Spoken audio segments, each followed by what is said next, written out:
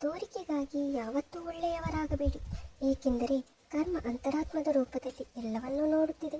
ಮನುಷ್ಯ ಎಷ್ಟು ಒಳ್ಳೆಯವನಾಗಿರುತ್ತಾನೋ ಅವನ ಹಣೆಬರ ಅಷ್ಟೇ ಕೆಟ್ಟದಾಗಿರುತ್ತೆ. ನಮ್ಮವರು ಯಾವಾಗ ನಮ್ಮಿಂದ ಮಾತನಾಡಲು ಸ್ವಲ್ಪ ಸ್ವಲ್ಪ ದೂರ ಆಗುತ್ತಾರೋ ಆವಾಗಲೇ ತಿಳ್ಕೋಬೇಕು ಅವರಿಗೆ ನಮ್ಮ ಅವಶ್ಯಕತೆ ಮುಗಿದಿದೆ ಎಂದು.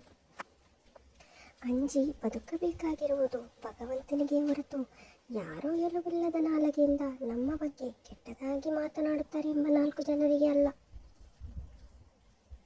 ಜನರು ಬಣ್ಣ ಬದಲಾಯಿಸಿದರೆ ಭಗವಂತ ಸಮಯವನ್ನೇ ಬದಲಾಯಿಸುತ್ತಾನೆ.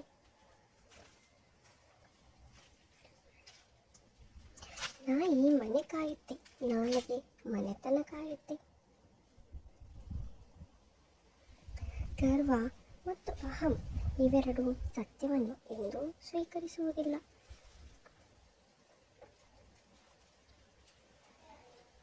ನೆನಪಿಟ್ಟುಕೋ, ಅವರಿಗೆ ಬೇಕಾದವರು ಬಂದಾಗ ನಿನ್ನ ಮರೆತು ಬಿಡುತ್ತಾರೆ, ನೋಡ್ಕೋ. ಅರಿಯದೇ ಆದ ಒಂದು ತಪ್ಪು ಬದುಕಿನ ಪಯಣವನ್ನೇ ಬದಲಿಸುತ್ತದೆ. ಸ್ಪಷ್ಟತೆ ಇಲ್ಲದವರ ಜೊತೆ ಸ್ನೇಹ ಬೆಳೆಸಬೇಡಿ, ಬದ್ಧತೆ ಇಲ್ಲದವರ ಜೊತೆ ಸಂಬಂಧ ಮಾಡಬೇಡಿ, ನಿಷ್ಠೆ ಇಲ್ಲದವರ ಜೊತೆ ಏನನ್ನೂ ನಿರೀಕ್ಷಿಸಬೇಡಿ. ಸುದ್ದಿಗಾಗಿ ಸೇವೆ ಮಾಡಬೇಡಿ, ಸೇವೆ ಮಾಡಿ ಸುದ್ದಿಯಾಗಬೇಡಿ, ಸದ್ದಿಲ್ಲದೆ ಸೇವೆ ಮಾಡಿ.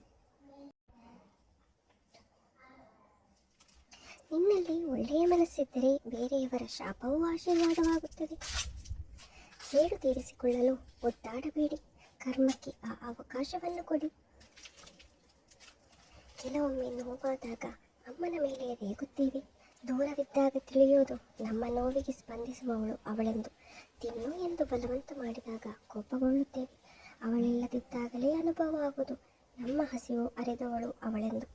ಆರೋಗ್ಯದ ಬಗ್ಗೆ ಕಾಳಜಿ ಎಂದಾಗ ನಿರ್ಲಕ್ಷಿಸುತ್ತೇವೆ, ಒಂಟಿಯಾಗಿ ನರಳುವಾಗ ಅನಿಸುವುದು ನಮ್ಮ ಕ್ಷೇಮದ ರೂವಾರಿ ಅವಳೆಂದು. ಅರಿವಿಗೂ ಮೂಡಿಯಾಗಿದೆ ಅಮ್ಮ ನೀ ಮುಗಿಲೆತ್ತರಕ್ಕೂ ಮಿಗಿಲೆಂದು.